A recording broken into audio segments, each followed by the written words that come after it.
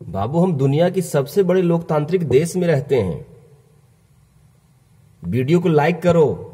इस खुशी में हम दुनिया के सबसे बड़े लोकतंत्र में निवास करते हैं। कितना अच्छा लगता है। अरे प्राउड फील होता है। मैं भी पढ़ता हूं ना, तो बहुत प्राउड फील होता है कि हम लोग दुनिया के सबसे बड़े लोकतंत्र के निवासी हैं। उसका नाम है भारत। क्या आप भी खुश हो रहे हैं? क्या खुश हो रहे हैं तो बहुत अच्छी बात है। वीडियो को लाइक भी करें और शेयर भी करें। लेकिन मुझे लग रहा है कहीं ना कहीं जो है ना, लोकतंत्र को समीक्षा करने की जरूरत है। ऐसा मैं क्यों कह रहा हूं? जब आप वीडियो देखेंगे तो आपको भी लगेगा कि नहीं, सही कह रहे हैं।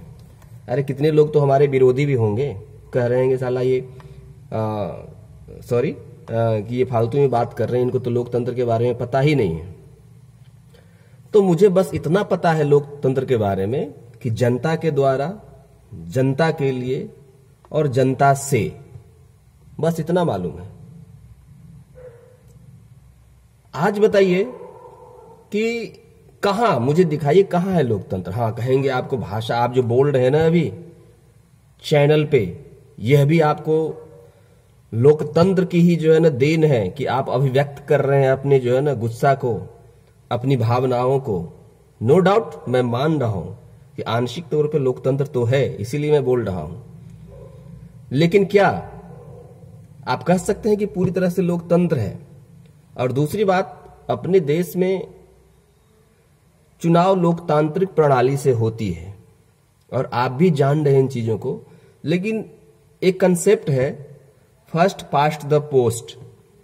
इसका मतलब होता है कि हमारे देश में यदि 100 लोगों ने चुनाव में भाग लिया है और एक को 49 मिलता है, दूसरे को 51 मिलता है, तो 51 वाले जीत जाएंगे और जो 49 वाले हार जाएंगे। मतलब जो 49 लोगों ने वोट किया है उनका कोई मतलब नहीं है, जीरो। 49 का मतलब जीरो, और इधर जो 51 हो गया वह जो है ना उनकी जीत होती है।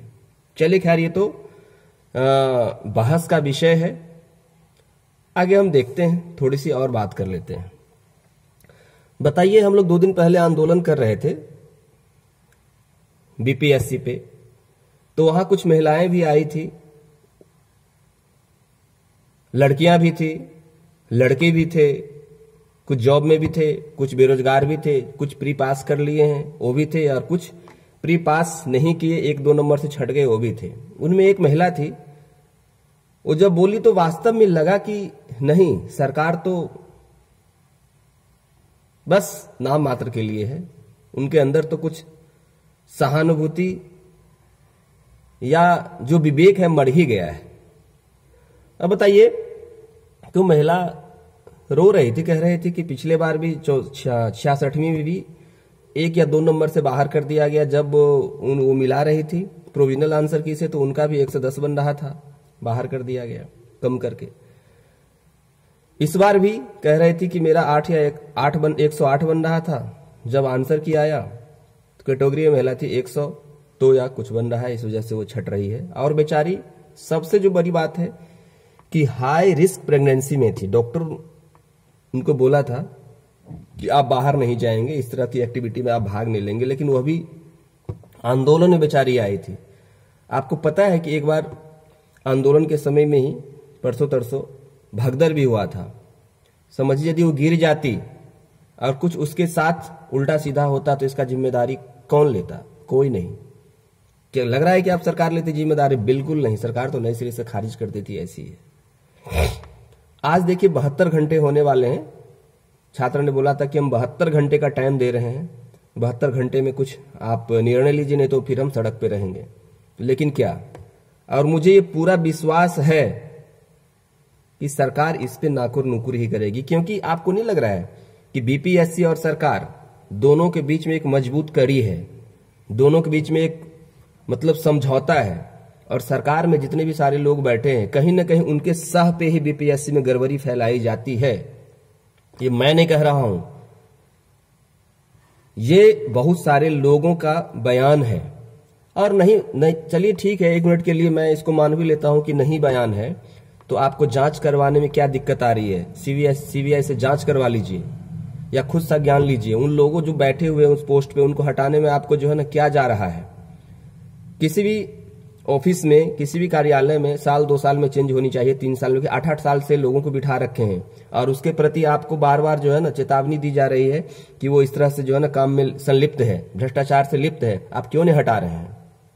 ये तो चलिए आप कहेंगे आप बीपीएससी की तैयारी कर रहे हैं या बीपीएससी में आपने इन्वॉल्व हैं, इसीलिए आपको जो है ना इस तरह से बात तो सूझ रही है। लेकिन मैं कह रहा हूं सीटेड बीटेड वाले अभ्यर्थियों की क्या गलती है जो साल भर पहले पास कर लिए पेपर और उनको 10 दिन का, 20 दिन का, 25 दिन का, महीना 2 महीना का टाइम दे रहे हैं। आज तो मुझे हंसी आ रही थी कि समझिए कि बीटेड सीटेड वाले अभ्यर्थी बिहार में यज्ञ कर रहे हैं, सड़कों पे बैठ करके कह रहे हैं कि इन यज्ञ से सरकार की मानसिकता बदल जाएगी और हो सकता है जो उनकी नियुक्ति पे ग्रहण लगा हुआ है वो ग्रहण छट जाएगा। अरे महाराज, ग्रहण जो है ना नियुक्ति में नहीं है, ग्रहण जो है ना सरकार की मानसिकता में है, सरकार की सोच में है, सरकार की घटिया जो है ना विचार में है कि आप लोगों को लटका करके रखे हुए हैं। कहने के लिए तो बहुत कुछ है, लेकिन देखिए उतना कहना उचित नहीं बनता है क्योंकि चैनल के माध्यम से कितना कुछ बताऊं। लेकिन चुप भी बैठने वाली बात नहीं है। चलिए आज शाम में 72 घंटे पूरे हो जाएंगे, देखते हैं सरकार की तरफ से क्या प्रतिक्रिया आ रही है। उसके बाद फिर से हम डिस्कस करेंगे और जो भी कुछ मैं यदि लोकतंत्र के विषय में कहा हूं और आपको लग रहा है कि मैं गलत बोला हूं कुछ, तो इसके लिए मुझे माफ करिएगा। लेकिन आपसे गुजारिश करता हूं कि समीक्षा जरूर करिए क्योंकि हमारे संविधान में भी 2 शब्द यूज किया है, लचीला और कठोर। तो लचीला और कठोर का मतलब होता है कि संविधान हमारा जो प्रोग्रेसिव है, स्टैटिक नहीं है। हमारा विचार भी उस तरीका होना चाहिए कि हमें हर एक मुद्दा पे सोचने, विचारने और यदि कमी कुछ रह गई उसको सुधारने का अधिकार है और होना भी चाहिए। चलिए इस वीडियो में इतना ही, मिलते हैं नेक्स्ट वीडियो में, तब तक के लिए जय हिंद, नमस्कार।